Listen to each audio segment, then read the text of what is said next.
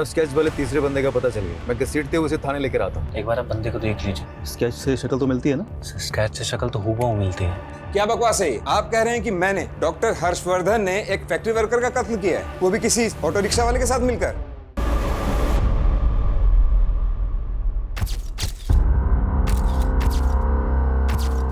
Meenakshi, I'm gonna miss you.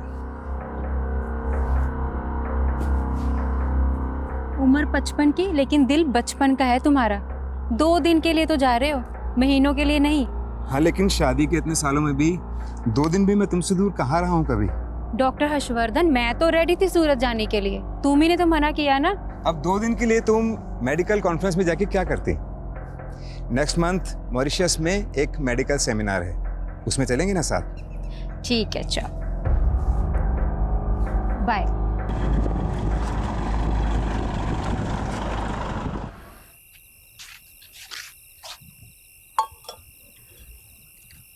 वैसे आज चांद बड़ा सुंदर लग रहा है, नहीं? तुम इसी चांद को देखकर खुश होते रहो, क्योंकि तुम्हारा चांद तो आ रहा है अब हमारे पास। क्या मतलब? चिंकी की बात कर रहे हैं बे। सच कह रहे हैं। भूल जाओ चिंकी को, क्योंकि अब वो हमारी गर्लफ्रेंड हो गई है। ऐसे कैसे? कल शाम तक तो हमारे साथ थी। हाँ, पर कल रात को हमको गाल पर पप्पी देकर गई, इसलिए अब वो हमारी है। ये कहाँ हुआ? हमारे सपने में हुआ बे, और कहाँ होगा। देखा, डरा दिए ना तुमको। हाँ रे, सच में। तो क्या सोचो? क्या सोचेंगे? कुछ भी नहीं। चलो तुमको एक मजेदार कहानी सुनाता है। एक आदमी था, भोला भाला, घर परिवार वाला। एक रात को ऐसा हुआ कि वो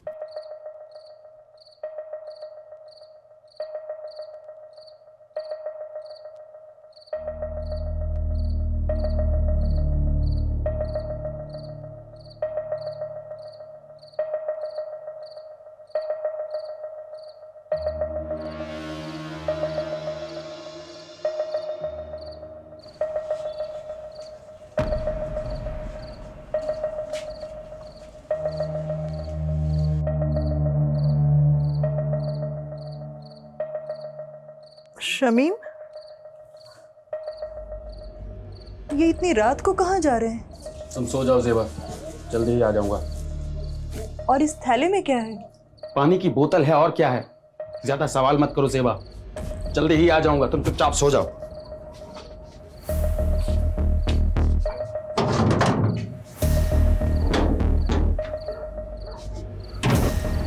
फिर उस आदमी को पता नहीं क्या सूझी कि वो अपनी औकात भूल गया।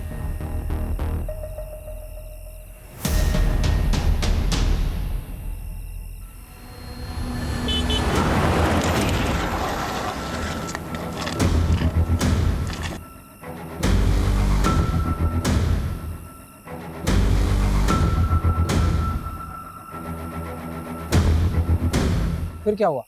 फिर वही हुआ जो नहीं होना चाहिए था। क्या मतलब?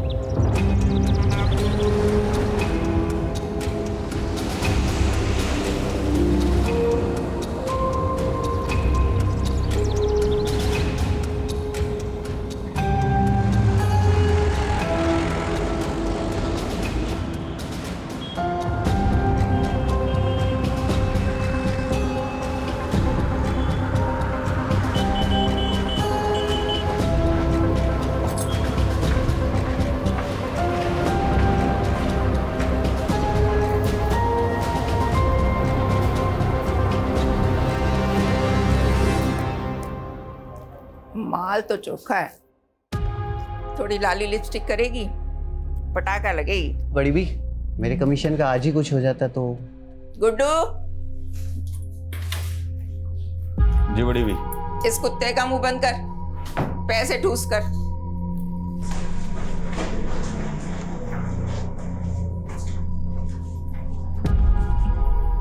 आज से ही काम शुरू करना है। तब तक यहीं रहना होगा, समझी? मुंह में जबान नहीं है क्या? भूख लगी है? खाना नहीं खाएगी तो रात भर कैसे टिकेगी? मैं खाना भिजवाती हूँ तुम्हारे लिए।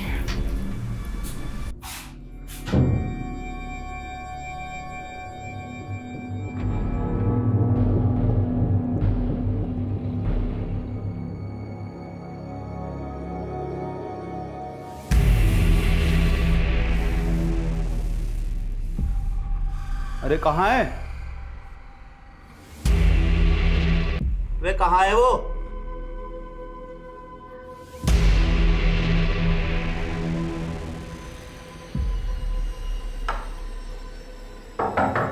लड़की, ए लड़की, चल बड़ी भी, एकदम चुप। क्या हो गया? चल अंदर चल। कौन है तू? अब तेरा बड़े घर जाने का टाइम आ गया। यादव, शिला तो सेफ है, जल्दी से आ जाओ। अरे मैडम जी, हम तो सोशल वर्कर हैं, गरीब बच्चियों को काम दिलाते हैं। आपको कोई गलतफहमी हुई है। चुप! तेरा पूरा काला चिट्ठा है हमारे पास। इन दोनों को लेके जाओ और तब तक तोड़ो जब तक लाठी और हड्डी में से एक टूट ना जाए। चलो लेके जाओ। चल निकल, चल सारे।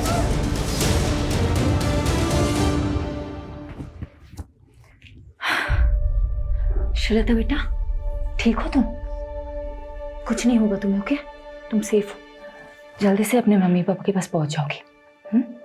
डोमेस्टिक हेल्प सर्विस एजेंसी के नाम पर झारखंड, बिहार और नॉर्थ ईस्ट की लड़कियों को लाया जाता था और उन्हें डराकर, नशे की आदत डालकर प्रोस्टिट्यूशन में ढकेला जाता था। कौआ से वे अंडे, कोयला के लेवे। तू जलेबी ना तल चौधरी, सीधा बोल। बोलना क्या है सर जी, आप खुद ही समझदार हो। देखिए, मैंने अकेले ने कुछ भी नहीं किया है, ये एक टीम वर्क था। इस ऑपरेशन की सक्सेस के पीछे सबसे बड़ा हाथ सब इंस्पेक्टर अजय यादव का है। उनकी सूझबूझ और उनके खबरी नेटवर्क के सपोर्ट से ही हम इस गिरोह को पकड़ पाए हैं। Sub inspector Ajay Yadav, media को ब्रीफ दीजिए इस ऑपरेशन की। सर, ये ऑपरेशन की शुरुआत कब हुई? जी वो 7 महीने पहले कोची पुलिस के पास एक औरत ने मिसिंग रिपोर्ट लिखाई थी, अपनी बेटी श्रीलता की। उनका कहना था कि नौकरी का लालच देकर कोई उनको अपने साथ दिल्ली ले आया था। कितने समय से एक्टिव था उनका गिरोह? लगभग 1 साल से। और यहाँ से हमने 18 लड़कियों को रेस्क्यू किया, जिनको सेम मोडस ऑपरेंडी से ट्रैप किया गया था। हमने अभी तक एक ही गिरोह को पकड़ा है, जो भी इस रैकेट के साथ जुड़े हुए हैं। अब उन सबकी बारी है। सेबा, फिक्र मत कर, समीम भाई जल्द लौटेंगे। राना खाला, जरा 1 मिनट। हाँ, क्या हुआ रकीब? क्या बोलूं खाला, अब्बू के जाने से अम्मी का हाल बुरा, ऊपर से पैसों की किल्लत, 2 वक्त का खाना और दूध के भी पैसे नहीं है। क्या करूं, किससे मदद मांगूं, कुछ समझ में नहीं आ रहा है। ये ले 1000 रुपए रख, और जरूरत पड़े तो मांग लेना। शुक्रिया खाला।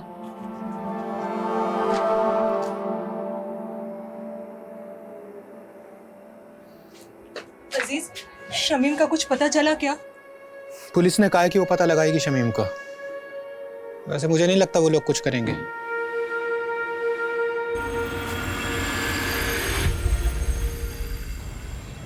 पाव चम्मच हल्दी, 1 कप गाढ़ा दही।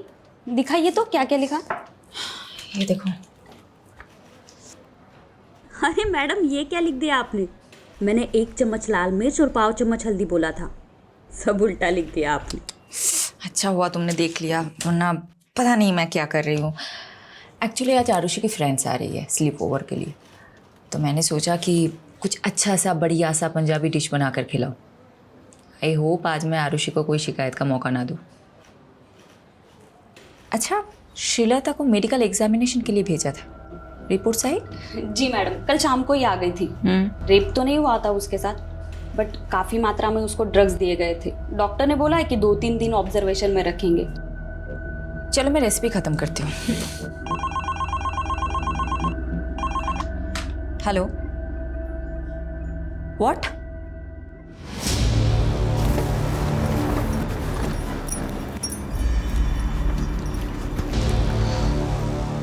जय हिंद मैम।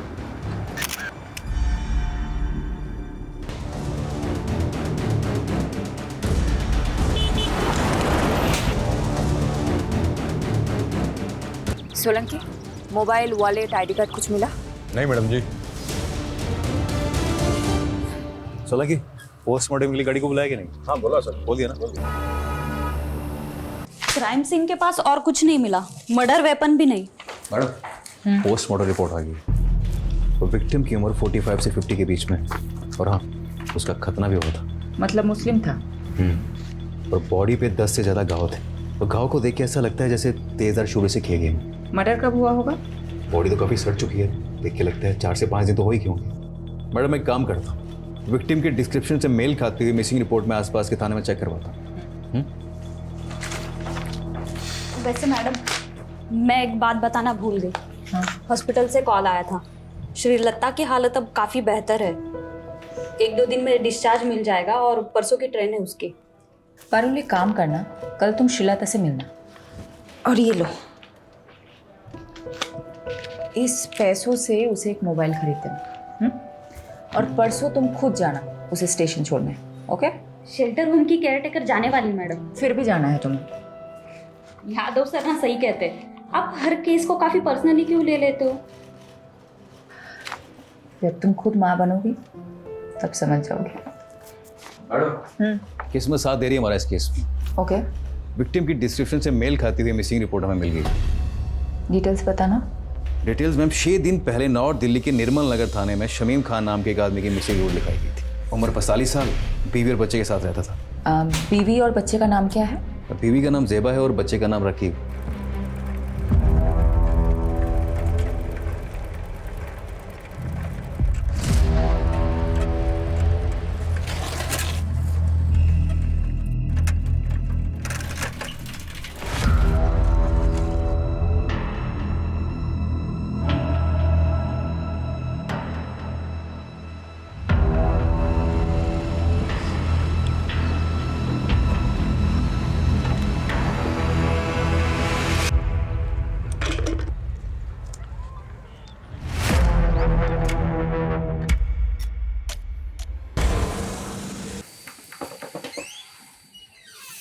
पार्टी सर, आपने बुलाया मुझे? इधर आ, ये देख जरा। क्या हुआ सर? धोखा मेरे साथ, धोखा। नहीं सर, मैं तो रोज 9 घंटे की पाली खत्म करके ही निकलता हूँ। तो झूठ बोलता है। नहीं सर। ऊपर से काम चोरी करता है। अब ध्यान रख ले, अगले 1 महीने तक तूने ओवर टाइम करके मेरा हिसाब पूरा करना है। अगर कुछ गड़बड़ हुई तो याद रख, तेरा वही हाल होगा जो शमीम का हुआ था। समझा?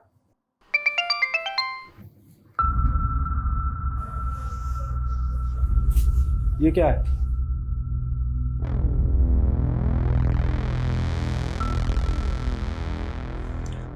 पहले शमीम कहीं चले गए और अब रकीब का भी पता नहीं। कुछ पता चला रकीब का? नहीं, लेकिन मैंने रकीब के कुछ दोस्तों से बात की। रकीब ने किसी को 1000 रुपए दे के बंदूक खरीदी है। रकीब बंदूक क्यों खरीदेगा?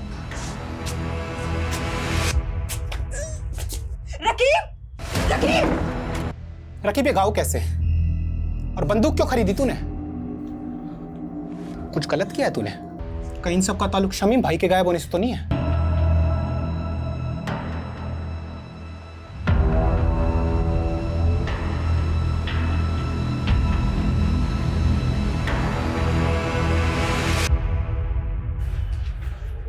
खोलो।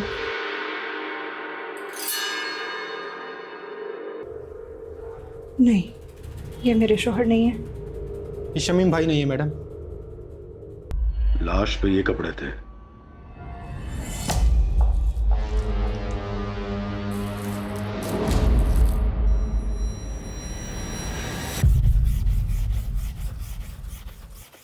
अरे अब्बू, शर्ट को इतना भी मत घिसो कि चीख पड़े।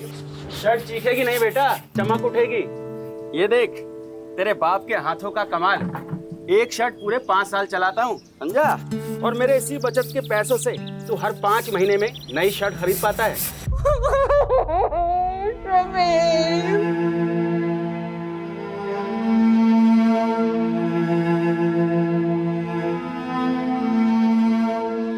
देखिए, मैं जानती हूँ ये सही समय नहीं है बात करने का, लेकिन शमीम की हत्या हुई थी और हत्या को 6 दिन हो चुके हैं। शमीम की किसी के साथ अनबन, झगड़ा, कुछ भी?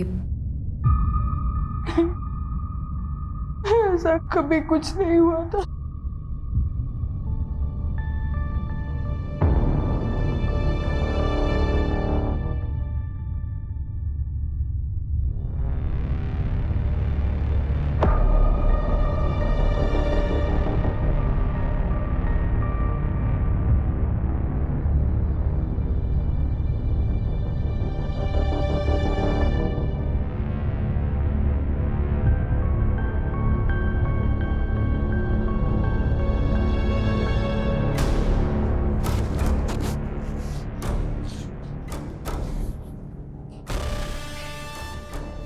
साहब वो बड़े साहब से मिलना था।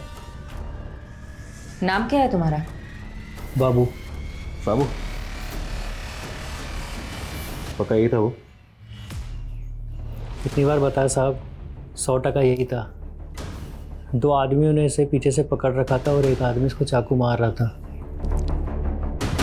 मैं डर के मारे सहम गया था, इसलिए इसकी। हमारे पास इतने दिन बाद क्यों आए? मैडम जी, दिल्ली में नया हूँ और किसी को जानता भी नहीं, और फिर पुलिस स्टेशन में आने से हर कोई डरता भी तो है। तो फिर बाबू अचानक तेरी अंतरात्मा कैसे जाग गई? हाँ साहब, पेपर में पढ़ा कि इसका कातिल अभी तक नहीं मिला, तो मुझे ख्याल आया कि वो किसी का पति, किसी का भाई होगा शमीम, और उसे इंसाफ तो मिलना चाहिए ना। और मैम, मुझे किसी लफड़े में नहीं फंसना। बाबू, मेरी बात अच्छे से सुनो जी। इस शामीम को 3 लोगों ने मारा है। उनका हुलिया पहचान सकते हो? चित्र बनवा सकते हो? शक्ल तो याद है मुझे मैम, रोज रात को सपने में आते हैं तीनों कमीने।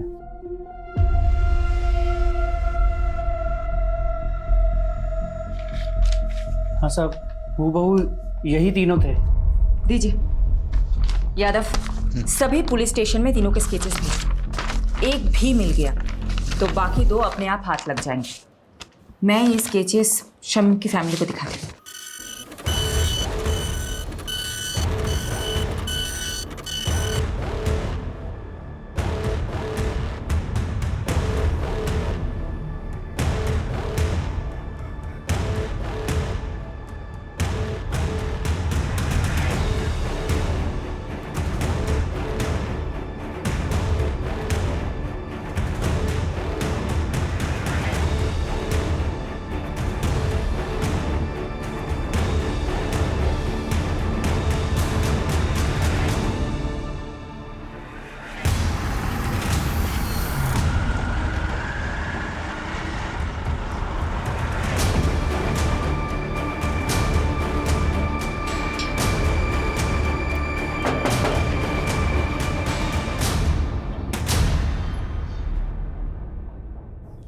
सेबा, तुमने हमें बताया था कि शमीम की किसी के साथ दुश्मनी नहीं है, लेकिन हमें एक आई विटनेस मिला है जिसने 3 लोगों को शमीम को मारते हुए देखा था। तीनों कुछ ऐसे दिखता है। मैंने इन्हें पहले कभी नहीं देखा।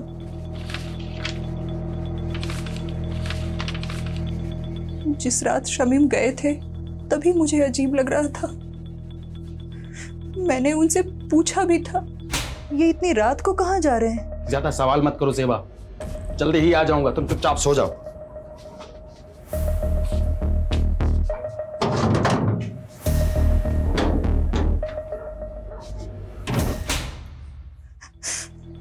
बस थैली लिए और चले गए। मैडम, ये बात मिसिंग रिपोर्ट में नहीं थी और ना ही कोई ऐसा बैग मिला क्राइम सीन पे। क्या था उस थैली में?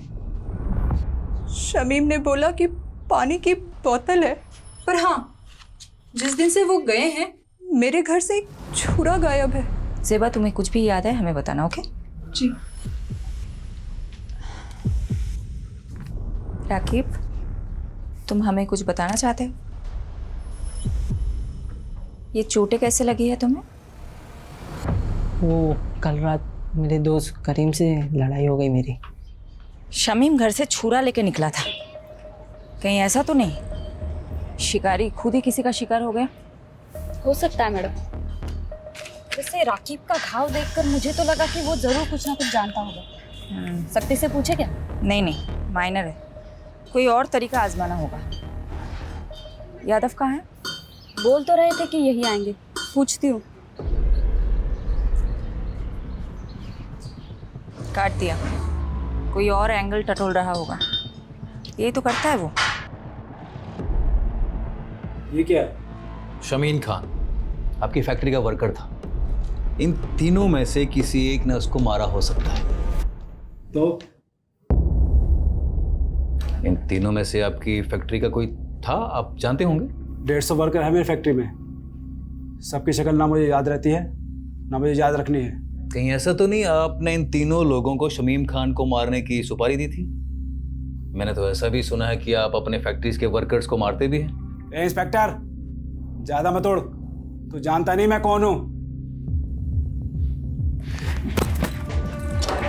पुलिस वाले को तो हो सकता है। बहुत आकड़ है ना तेरे में, आज सब निकालता हूं। चल चल।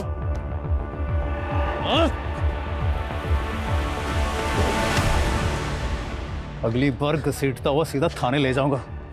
दोबारा पुलिस के सामने इज्जत से पेश आना, समझा? चल।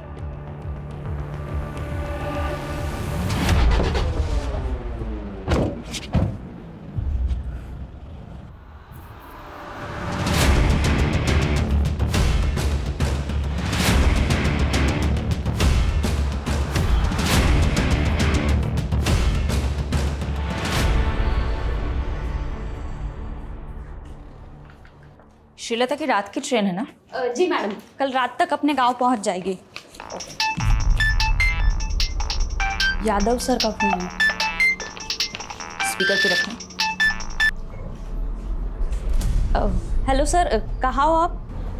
शमीम जिस फैक्ट्री में काम करता था वहीं गया था पूछताछ करने के लिए। पर पारुल एक काम करना, अभी मैडम को मत बताना। यादव फोन स्पीकर पे है। सॉरी मैडम, वो मैं पूरी इन्वेस्टिगेशन होने के बाद आपको बताना चाहता था।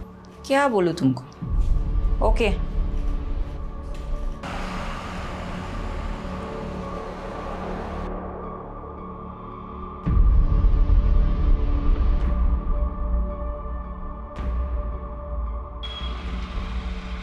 तो देखा क्या? हाँ सर, देखा देखा सा तो लग रहा है।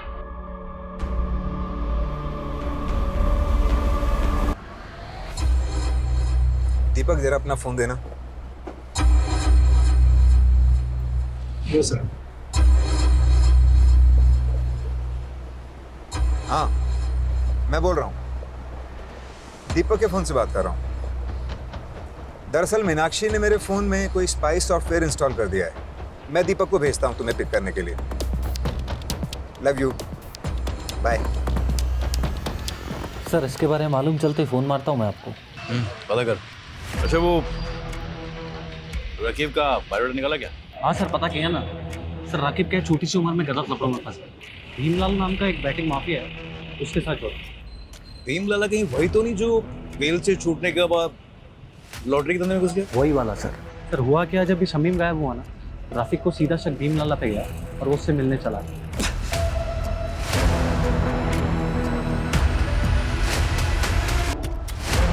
मार खा के आ गया। सब मेरी गलती, मेरी वजह से अब्बू की जान गई। मुझे ऑनलाइन गेम की लत लग गई थी जिसमें आप बहुत सारे पैसे कमा सकते हो। भीमलाल अपना मोबाइल और पैसे देता था मुझे गेम खेलने के लिए। ज़्यादा पैसे कमाने की लालच में 2 लाख रुपए कर्ज हो गए मुझ पर। भीमलाला पैसों की वसूली के लिए हमारे पीछे पड़ गया था। उस दौरान अब्बू अजीज अंकल के साथ बिजनेस शुरू करने का प्लान बना रहे थे। अजीज अंकल के दिए हुए 60,000 रुपये मैंने चुरा लिए और भीमलाला को दे दिए। बस बाकी के 1,40,000 कब देगा? वही ब्याज के साथ? दे दूंगा, जल्दी दे दूंगा।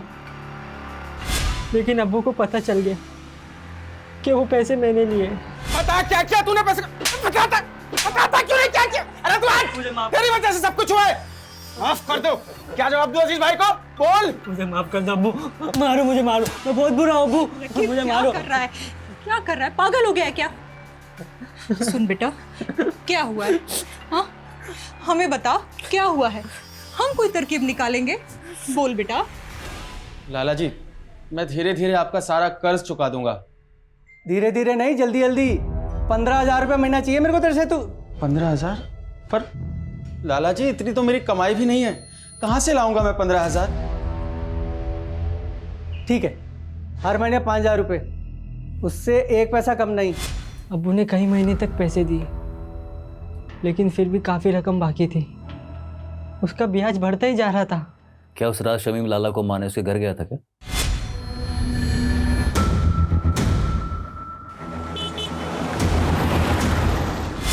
ताकि उसका कर्ज ना चुकाना पड़े?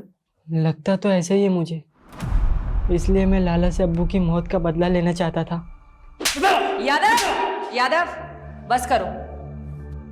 कितना मारोगे? मर जाएगा ये। देखो लाला, ये बहुत जिद्दी है, इसलिए तुम्हारे लिए यही अच्छा होगा कि तुम सब सच बता दो, नहीं तो ये तुम्हें मारता ही रहेगा। मैंने नहीं मारा शमीम को, आप खुद ही सोचो। सोने का अंडा देने वाली मुर्गी थी वो, मैं उसे क्यों मारूंगा भला? क्योंकि शमीम तुम्हें मारने आया था, इसलिए तुमने अपने उन 3 साथियों के जरिए उसे मरवा दिया। मैडम, ये देखो। मैं इन तीनों को नहीं जानता। लगता है जैसे इसे मारने का शौक है, तुम्हें मार खाने का शौक है। ठीक है, करते रहो अपने अपने शौक पूरे। चलो चालू हो जाओ।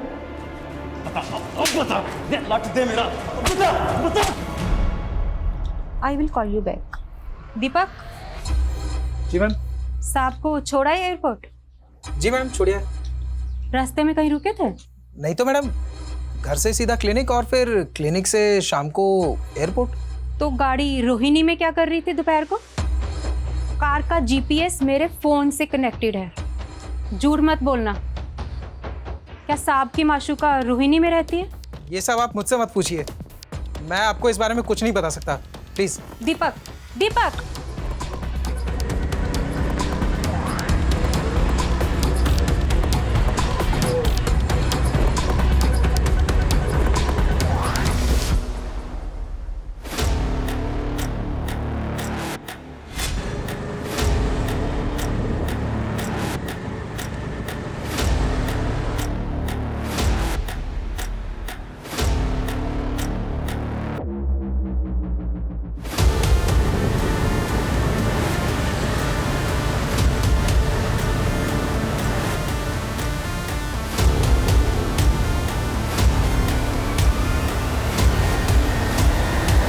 मैडम जी, हम गंगा मैया की कसम खा के कहते हैं, हमने किसी शमीम को नहीं मारा। झूठ मत बोल, हमारे पास चश्मदीद गवाह है जिसने तुझे शमीम का मर्डर करते हुए देखा है, और तेरे साथ ये दोनों थे। कौन है ये दोनों? मैं नहीं जानता मैडम, और जब हमने खून ही नहीं किया है तो देखा किसने? सपने में। गुनाह कबूल करने में जितना टाइम लगाएगा ना, तेरे लिए मुश्किल उतनी बढ़ती जाएगी। मैडम जी, हम रिक्शा चलाकर गुजारा करते हैं और हमने आज तक कोई गलत काम नहीं किया है, और आप तो हम पे सीधा मर्डर का आरोप लगा रहे हैं। मैडम,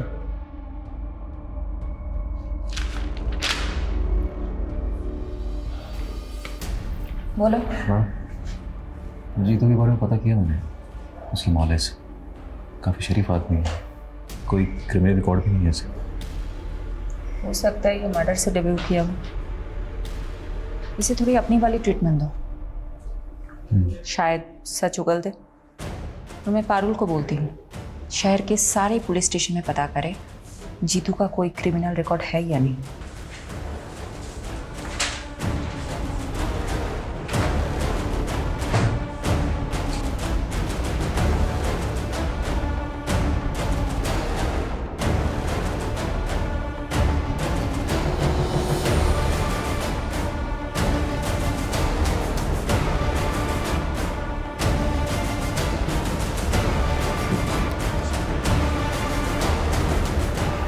सर, यही है वो विभूति प्रसाद। अरे कुछ नहीं किया तूने, वैसे घुमाने लेके जा रहा है। मैंने क्या किया साहब? लेके डाल इसको। मुझे कहाँ लेके जा रहे हो? लेके चल इसको। जैसी करनी वैसी भरनी।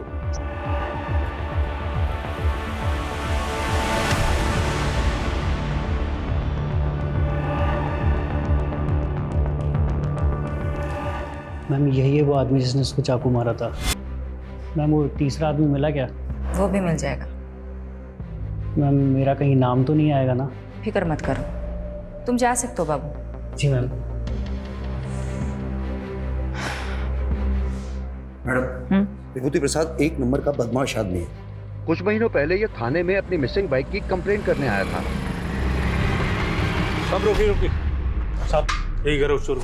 सर ये झूठ बोल रहे हैं, हमने कोई बाइक चोरी नहीं की, बल्कि यही हमें परेशान करता रहता है। साहब ये एक नंबर का झूठा है साहब। क्या सबूत है तुम्हारे पास? सबूत है हमारे पास, ये देखिए। ये आप ही का बेटा है ना? हाँ सर। बुलाइए इसे। साहब ये झूठ बोल रहे हैं, इनकी बाइक रास्ते में खड़ी थी, वो तो मैंने बस साइड कर दी। बाइक तो चोरी हुई है ना, और आखिरी बार बाइक के साथ आपके लड़के को देखा गया था, इसलिए पूछताछ के लिए इसे हमें थाने ले जाना पड़ेगा। चलो। मैडम वो बाइक तो बाद में मिल गई, लेकिन कुछ दिनों बाद विभूति फिर से आया। साहब मार डाला, देखिए ना, पता नहीं कौन से जन्म का बदला ले रहे हैं बाप बेटा मुझसे। ये क्या नाटक है विभूति?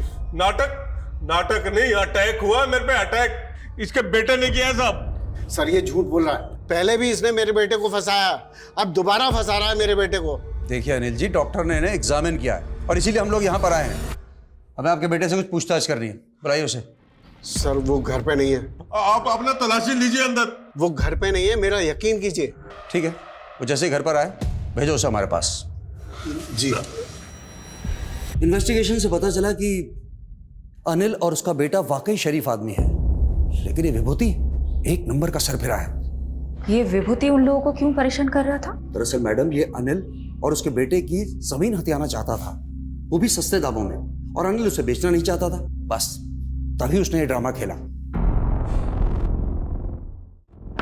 कौन था तेरा तीसरा साथी? कौन तीसरा साथी? क्या कह रहे हो आप? देख विभूति, सीधी तरह बता दे, शमीम के खून में तेरे और जीतू के अलावा वो तीसरा बंदा कौन था? वरना बहुत पीटेगा तू।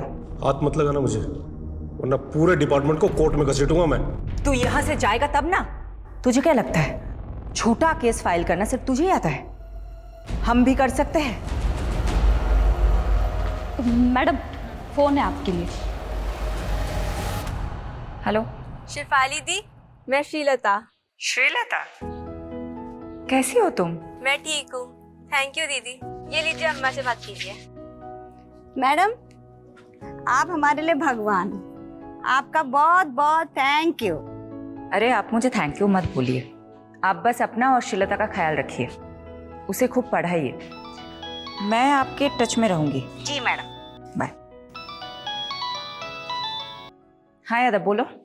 मैडम स्केच वाले तीसरे बंदे का पता चल गया, मैं घसीटते हुए उसे थाने लेकर आता हूँ, आप वेट कीजिए। बस बस बस यही है सर। ठीक है, यही वाला सर। एक बार आप बंदे को देख लीजिए, फिर दे दीजिए। क्यों, क्या हो? स्केच से शक्ल तो मिलती है ना? स्केच से शक्ल तो हूबहू मिलती है, तो लेकिन फिर भी मुझे डाउट हो रहा है। क्या मतलब, कोई डाउट है क्या? अब सर आप खुद ही देख लीजिए। क्या बकवास है ये? आप कह रहे हैं कि मैंने, डॉक्टर हर्षवर्धन ने एक फैक्ट्री वर्कर का कत्ल किया है, वो भी किसी सिरफिरे और ऑटो रिक्शा वाले के साथ मिलकर? देखिए डॉक्टर हर्षवर्धन, हमारे पास आपके खिलाफ सबूत हैं। आप जानते हैं हम किससे बात कर रहे हैं? देखिए अब जो भी है, हम सिर्फ अपना प्रोसीजर फॉलो कर रहे हैं।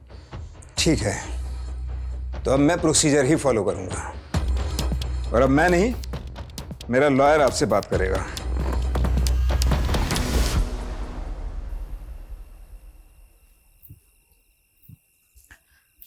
ये लो। हाँ हाँ, सब हंस रहे हैं मुझ पर, तुम भी हंस लो।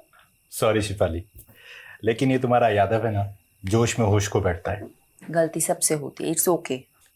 ये गलती नहीं, ब्लंडर था।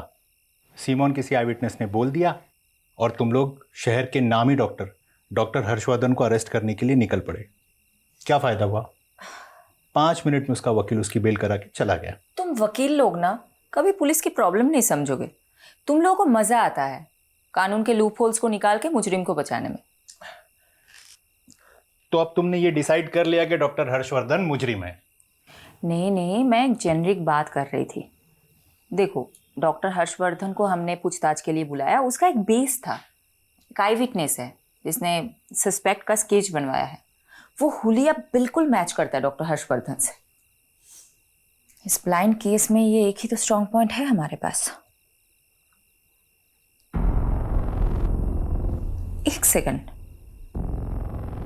अब मुझे समझ में आ रहा है, अब मुझे एक्चुअल में समझ में आ रहा है क्यों हम गोल गोल घूम रहे थे इस केस में। Thank you for your help. Sorry madam, मेरी वजह से आपको कमिश्नर सर से बात सुननी पड़ी। यादव, ये सब कुछ छोड़ो। पारुल, मुझे इतना बताओ, विभूति प्रसाद, ऑटो ड्राइवर जीतू और डॉक्टर हर्षवर्धन, इन तीनों के कॉल रिकॉर्ड्स चेक किए? जी मैडम, शक करने वाली कोई बात नहीं मिली। इन तीनों के बीच में कोई कम्युनिकेशन? पिछले 1 साल के कॉल रिकॉर्ड्स में तो इन लोगों की आपस में कोई बात नहीं, और ना ही इन तीनों में से किसी का फोन लोकेशन क्राइम सीन के पास मिला। नाउ थिंक, तीनों अलग अलग एरिया के लोग हैं। इन तीनों का आपस में या शमीम के साथ दूर दूर तक कोई कनेक्शन नहीं मिला। इन तीनों को शमीम से जोड़ने वाला एक ही इंसान है, बाबू। और एक खास बात, ये आई विटनेस बाबू खुद चलकर हमारे पास आया था, राइट?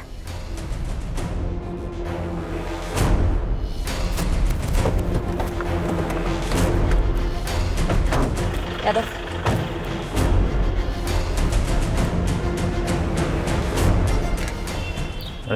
आसपास पता करो बाबू कहाँ है।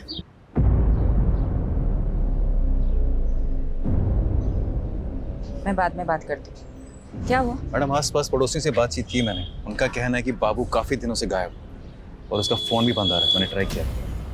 मैडम जी, आप यकीन नहीं करोगे इस घर का मकान मालिक कौन है। मैडम, बापू मेरे दूसरे वाले घर पर भाड़े पे रहता था। जब विभूति ने मेरे बेटे राकेश पर इल्ज़ाम लगाया ना, तो मैंने ही राकेश को बापू के साथ में उस घर में रहने के लिए बोल दिया था, छुपा दिया था उसको। वो घर पे नहीं है, मेरा यकीन कीजिए। ठीक है, वो जैसे ही घर पर आए भेजो उसे हमारे पास।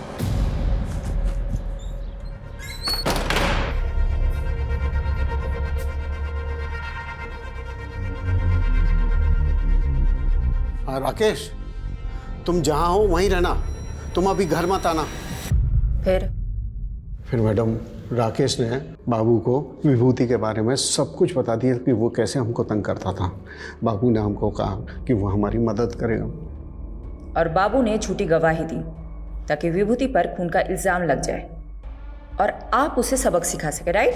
जी हाँ मैडम, लेकिन मैडम आप नहीं जानती कि विभूति ने हमको किस कदर तंग करके रखा हुआ था। अच्छा, ये बात बताओ, बाबू ने फोकट में मदद की तुम्हारी? जी मैडम। ये बाबू कहाँ है? मैडम पता नहीं, 3-4 दिन से घर बंद करके कहीं गायब हो गया मैडम।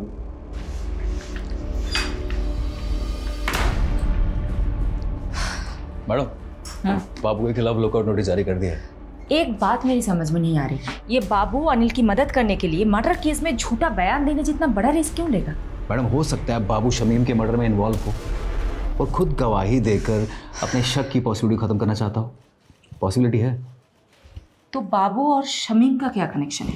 ढूंढते हैं, कुछ तो निकलेगा। मैडम जी, बाबू के पुराने रिकॉर्ड्स चेक कर रही थी। आज से ठीक 5 महीने पहले तक वो फरीदपुर सिकंदराबाद में रहता था। शायद वहां से कुछ इन्फॉर्मेशन मिले।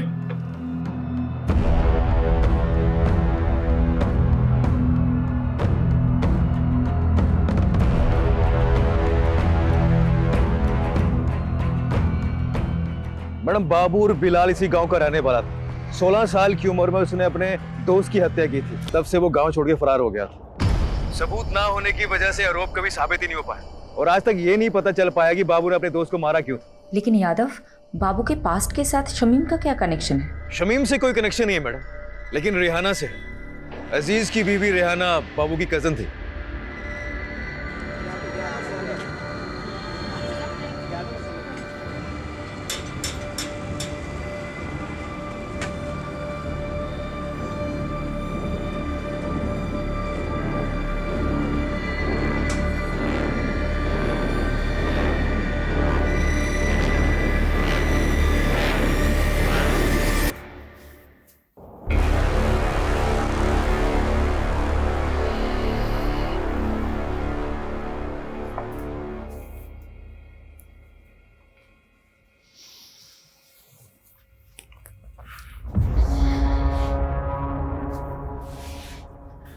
बस ज़ेबा, कब तक ऐसे चलेगा?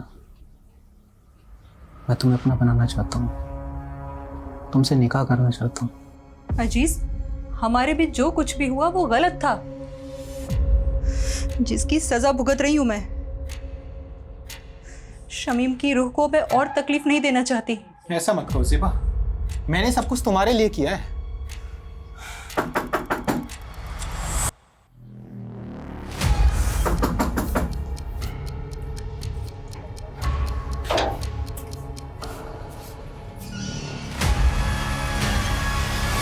अजीज चल, अब आगे की खातिरदारी तेरी जेल में करते।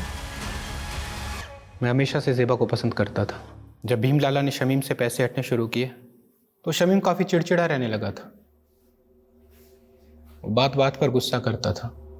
मुझे उसकी फिक्र होने लगी तो मैंने एक रोज़ ज़ेबा से बात करने का सोचा। अजीज, मेरी मुश्किलें तो ख़त्म होने का नाम ही नहीं ले रही हैं। रकीब की नादानी ने सब बर्बाद कर दिया। शमीम दिन रात काम करते हैं। मुझे कहीं ना कहीं अंदाज़ा था कि ये मसला पैसों का है।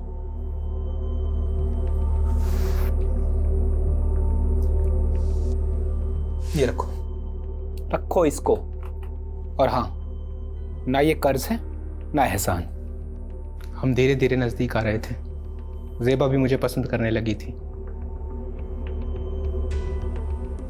लेकिन एक दिन शमीम को सब पता चल गया। ज़ेबा, ज़ेबा, दरवाजा खोल, दरवाजा खोल ज़ेबा। अजीज, शमीम, मुझे माफ कर दीजिए, मैं आपके हाथ जोड़ती हूँ। गलती हो गई शमीम, माफ कर दीजिए, हमसे बहुत बड़ी गलती हो गई, माफ कर दीजिए शमीम।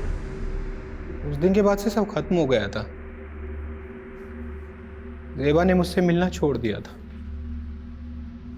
लेकिन मेरे जहन में दिन रात सोते जागते सिर्फ ज़ेबा का ही ख्याल था। तो ज़ेबा को पाने के लिए शमीम को रास्ते से हटाने का प्लान बनाया तुमने? हाँ, बाबू मेरी बीवी रेहाना के गांव का रहने वाला था। गांव में उस पर एक हाफ मर्डर का केस भी चल रहा था। मैंने उससे मदद मांगी। वो 2 लाख रुपए के बदले शमीम का काम तमाम करने को तैयार हो गया। रेहाना जानती थी इसके बारे में? नहीं, सारा प्लान मेरा और बाबू का था। प्लान के मुताबिक मैं एक दिन शमीम से मिलने गया।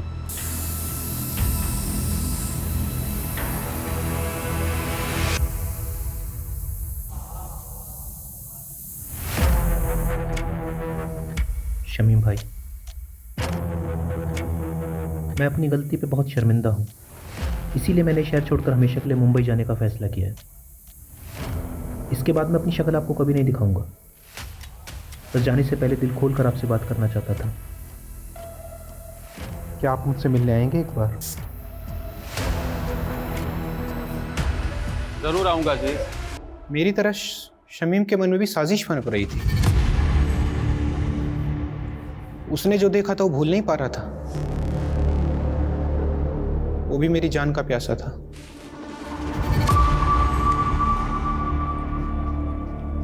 अरे शमीम भाई, बहुत बहुत शुक्रिया आप आए, सच बहुत खुशी हुई। हम जानते थे कि एक न एक दिन आप हम तक जरूर पहुंचोगे, इसीलिए बाबू ने आई विटनेस बनने का प्लान बनाया ताकि आपको भटका सकें। बाबू ने विभूति प्रसाद जीतू और डॉक्टर हर्षवर्धन का नाम क्यों लिया था? ऐसा कुछ सोचा नहीं था। बाबू के दिमाग में जो हुलिया आया वो बयां करता चला गया। इरादा सिर्फ आपको भटकाने का था।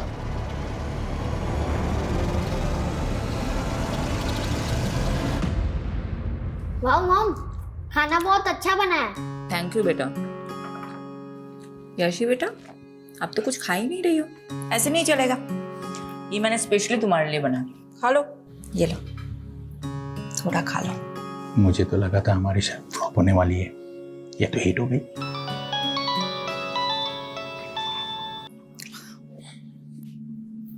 हाँ यादव, बोलो। मैडम, बाबू पकड़ा गया, माऊ में जाकर छिपा था। उसने बताया जीतू और डॉक्टर हर्षवर्धन का नाम क्यों लिया था? बदला लेने के लिए। बड़ी अजीब कहानी है मैडम। बाबू जब पहली बार शहर आया था तो उसने जीतू का रिक्शा लिया था और सिर्फ 15 रुपए के लिए दोनों में बहस हो गई थी। क्या 15 रुपए के लिए बाबू ने जीतू को मर्डर केस में फंसाया? जी मैडम, और डॉक्टर हर्षवर्धन के क्लिनिक में बाबू ने उसकी नर्स को छेड़ दिया था, जिसलिए डॉक्टर हर्षवर्धन ने उसको बहुत जलील किया था सबके सामने, और उसका बदला लेने के लिए उसने डॉक्टर हर्षवर्धन को बलि का बकरा बना दिया इस मर्डर केस में। लोग कितनी छोटी बात गांठ बात लेते हैं। चलो अच्छा है, ये केस तो सॉल्व हुआ। अब मैं चैन से अपनी फैमिली के साथ खाना खा सकती हूँ। अरे बिल्कुल madam. Good job Yadav. Thank you madam. Bye.